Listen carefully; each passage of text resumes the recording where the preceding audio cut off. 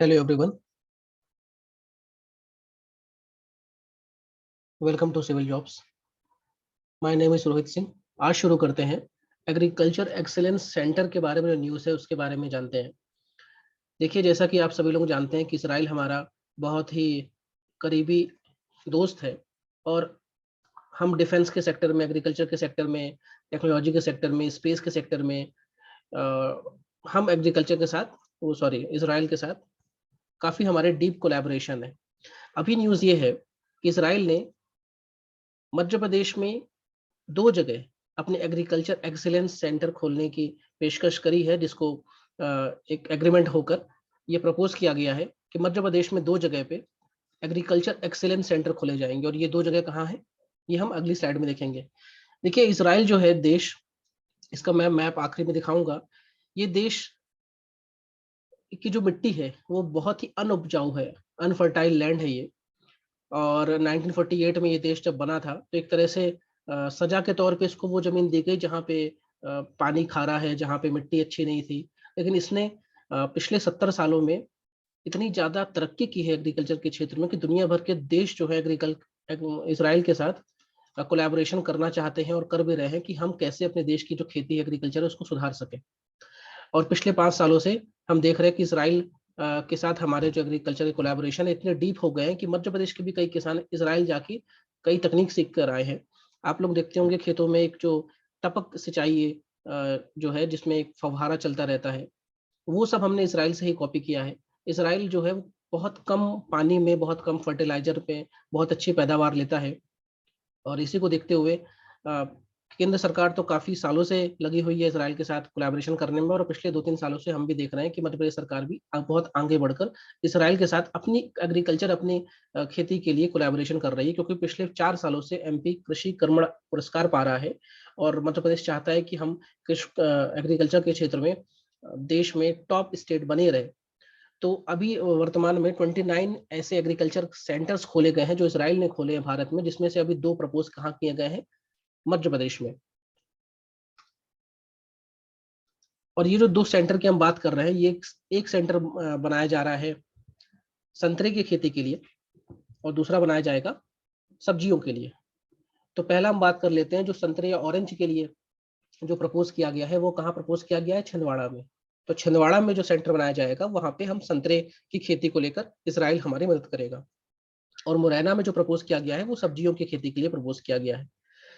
इसके पहले बात करें तो 2 सेंटर और बने हैं हमारे, जिसको एक चल रहा है मालनपुर में जो कि भिंड में है, और दूसरा है मंडीदीप जो कि रायसेन जिले में है। तो यहाँ पे पहले से कोलैबोरेशन चल रहे हैं। और अभी जो 2 नए प्रपोज हुए हैं वो कहाँ हुए हैं, छिंदवाड़ा में जो संतरे की खेती के लिए है और मुरैना में जो सब्जियों के लिए है। और हम यहाँ पे क्या करना चाहेंगे, हम चाह रहे हैं कि अगर जो इसराइल ने अपनी तरक्की की है हर एक क्षेत्र में, कृषि के क्षेत्र में अपनी तरक्की की है, उसको हमारे किसानों पे वो टेक्नोलॉजी ट्रांसफर हो जाए। हमारे किसान भी जान सके कि कम कम फर्टिलाइजर में, कम पानी में और बिगड़ते हुए मानसून में, अच्छे ना मानसून जब ना आए तब भी हम अपनी पैदावार को, अपनी फसल को कैसे सुरक्षित कर सकते हैं। आपको पता ही होगा कि मध्य प्रदेश का एक क्षेत्र है बुंदेलखंड का क्षेत्र, जो कि जहाँ पे पानी की बहुत कमी है, और इसी के लिए केन बेतवा प्रोजेक्ट भी चल रहा है, जिसमें हम केन नदी का जो एक्स्ट्रा पानी है उसको हम बेतवा में ट्रांसफर करेंगे। तो बुंदेलखंड क्षेत्र में खासकर जब जहाँ पानी की इतनी कमी है और जहाँ पे जो किसान है उसकी हालत बड़ी दयनीय है, उसके लिए भी हम इसराइल से बात कर रहे हैं कि वो कुछ इस सेक्टर में, इस क्षेत्र में भी अगर चाहे तो कोलैबोरेशन कर सकता है। इस पे बातचीत अभी चल रही है। तो चलते हैं अगली स्लाइड। और साथ ही साथ में जो हॉर्टिकल्चर वाला क्षेत्र है, जिसमें हम बागवानी वाला जो क्षेत्र है, इसमें इसराइल दुनिया में मास्टर है और इसके लिए भी बातचीत चल रही है। जो हमारे department of agriculture and horticulture है, इसके ऑफिशियल्स अभी इसराइल जाके आए हैं और उन्होंने भी इस विषय में एक एमओयू साइन हुआ है। और हो सकता है 1-2 साल में हम हॉर्टिकल्चर के क्षेत्र में भी इसराइल की कोई एक कोलैबोरेशन देखें। लेकिन फिलहाल अभी जो न्यूज़ है वो है संतरे की खेती के लिए, जो कि छिंदवाड़ा में एग्रीकल्चर एक्सलेंस सेंटर बनाएगा इसराइल, और सब्जी की खेती के लिए कहाँ बना रहा है, मुरैना में। प्रधानमंत्री कृषि सिंचाई योजना जो 2015 में चालू हुई थी, उसका एक मिशन है कि पर ड्रॉप मोर क्रॉप, मतलब हर बूंद में ज्यादा फसल मिले, और इसी फिलॉसफी को पूरा करते हुए हम इजराइल की मदद चाहते हैं कि जो केन बेतवा प्रोजेक्ट जो चल रहा है, जिसमें केन और बेतवा को इंटरलिंक किया जा रहा है और देश की पहली रिवर इंटरलिंकिंग प्रोजेक्ट है, इसमें हम इजराइल का कुछ कोलैबोरेशन चाहते हैं, कुछ उसका इनपुट चाहते हैं। और जैसा कि आप सभी को पता होगा कि भारत एक विकासशील देश है और यहाँ पे हमारी जो सबसे ज्यादा आबादी जो है, वर्क फोर्स जो है, वो अभी कृषि में ही लगी हुई है। लेकिन सबसे ज्यादा वर्क फोर्स लगने के बावजूद भी जो जीडीपी में, ग्रॉस डोमेस्टिक प्रोडक्ट में जो हमारा कंट्रीब्यूशन है कृषि का, वो काफी कम है। इस में आप देखिए, ये कंट्रीब्यूशन ऑफ जीडीपी का पैमाना दिया हुआ है यहाँ पे। और इसमें आप देखिए कि 1950-51 में लगभग हमारी जो जीडीपी का 55 से 40%, यानी मोर देन हाफ परसेंट हमारी कमाई खेती से हो रही थी, और 2020-21 में ये लगभग 40% के आसपास है। और ये भी एग्जैगरेट फिगर है, बढ़ाया हुआ फिगर है, और एक्चुअल जब आएगा तब देखा जाएगा। लेकिन हम ये देख रहे हैं कि जो जीडीपी में जो एग्रीकल्चर का कंट्रीब्यूशन है वो काफी कम है, लेकिन वर्क फोर्स जो है काफी ज्यादा लगी हुई है। मतलब जो चीज हम टेक्नोलॉजी की मदद से कम लोगों के द्वारा कर सकते हैं, उसमें ज्यादा लोग हमने खपाए हुए हैं। और पोस्ट कोविड समय में तो हम देख रहे हैं कि सबसे ज्यादा लोग खेती में ही लगे हुए हैं। कुछ प्रॉब्लम्स भी हैं एग्रीकल्चर में, जो भारत की इस को लेकर जो प्रॉब्लम है उसके बारे में बात कर लेते हैं। तो जैसे हम देखिए कि हमारे पास जो हम बीज यूज करते हैं वो सब स्टैंडर्ड के बीज है, मतलब उनकी जो गुणवत्ता है उतनी अच्छी नहीं है। हम जो फर्टिलाइजर यूज कर रहे हैं वो हम इनएडिक्वेट यूज कर रहे हैं, कहीं हम ज्यादा यूज कर दे रहे हैं, कहीं कम यूज कर दे रहे हैं। किसानों को खुद नहीं पता है कि उसकी जो जमीन है उसमें कौन सी चीज की कमी है, नाइट्रोजन कम है कि फास्फोरस कम है कि पोटेशियम कम है, और वो बस यूरिया लाया, उसने डाल दिया। जो लैंड रिफॉर्म्स बिल है वो आ नहीं पाते, आए थे तो जैसे हमने देखा 3 कृषि कानून जो है वो वापस हो गए हैं। लैंड रिफॉर्म्स में का अभाव देखने को मिलता है। बायो फर्टिलाइजर हम बिल्कुल यूज नहीं कर रहे हैं, बहुत कम यूज कर रहे हैं। ऑर्गेनिक फर्टिलाइजर जो एग्रीकल्चर है या ऑर्गेनिक जो फर्टिलाइजर का उपयोग है, उसके लिए हम देखेंगे कि सिक्किम जो है वो हमारे देश का इकलौता ऐसा राज्य है, पहला ऐसा राज्य है जो पूरी तरह ऑर्गेनिक फार्मिंग में लगा हुआ है। बाकी बायो फर्टिलाइजर को लेकर भी हमारे देश के किसानों में इतनी अवेयरनेस नहीं है। और सॉइल फर्टिलिटी जो है वो साल दर साल कम होती जा रही है, डिग्रेड होती जा रही है। और ये सब कुछ मेजर प्रॉब्लम्स है जिसकी वजह से जो आउटपुट है वो नहीं निकल पा रहा है।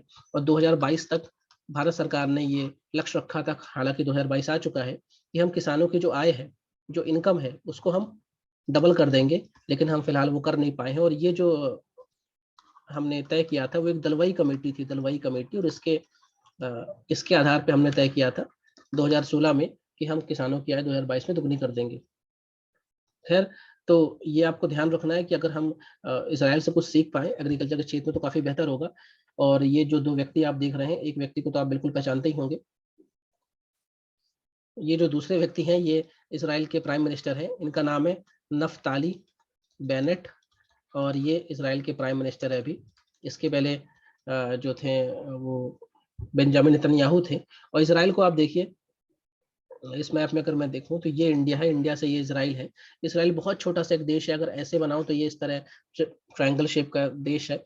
इधर आप देखिए भूमध्य सागर है इधर, और ये आसपास टर्की है, सीरिया है, इराक है, कुवैत है। काफी छोटा सा देश है, आबादी ठीक ठाक इसकी आबादी है, लेकिन इसका एरिया काफी कम है। और इसराइल और फलस्तीन का इशू आप जानते ही होंगे। तो काफी बंजर जमीन है इसके पास थी, लेकिन इसने इसी बंजर जमीन पर, इसी जो हाई सैलिनिटी वाली जमीन पर इतनी अच्छी एग्रीकल्चर की कि आज ये एग्रीकल्चर सरप्लस कंट्री है। ये एग्रीकल्चर प्रोडक्ट्स को दुनिया में बेचता भी है। और खासकर जो खट्टे जो फल होते हैं, जिन्हें हम साइट्रस फ्रूट कहते हैं, साइट्रस फ्रूट, उसमें तो महारत हासिल है। और आपको शायद पता ही होगा कि जो हमारा संतरा होता है वो भी खट्टा फल होता है। तो हम इसराइल के साथ कोलैबोरेशन करना चाह रहे हैं। इसराइल की कैपिटल की बात करेंगे तो जेरूशलेम इसकी कैपिटल है। 1948 में देश बना हुआ है, और ये वेस्ट एशिया का एक पार्ट है। और इसराइल के साथ इंडिया के बहुत ही डीप कोलैबोरेशन है, हर क्षेत्र में, लगभग हर क्षेत्र में इसराइल के साथ हमारी कोई ना कोई कोलैबोरेशन चली रही है। तो ये रहा आज का वीडियो। अगर कोई क्वेरी हो, कोई डाउट हो, तो आप कमेंट बॉक्स में कहे, लिखें। वीडियो को लाइक करें, शेयर करें, सब्सक्राइब करें अगर पसंद आ रहा है तो। और अच्छे कंटेंट देखने के लिए, जानने के लिए सिविल जॉब से संपर्क करें। हमारे पास यूपीएससी, एमपीपीएससी के इंग्लिश और हिंदी मीडियम में अपडेटेड नोट्स हैं। क्लासेस रेगुलर चल रही हैं, बायलिंगुअल क्लासेस मिल जाती हैं, प्योर इंग्लिश में क्लासेस मिल जाती हैं। किसी भी क्वेरी के लिए आप सिविल जॉब्स के जो नंबर है उस पर संपर्क कर सकते हैं। Thank you everyone.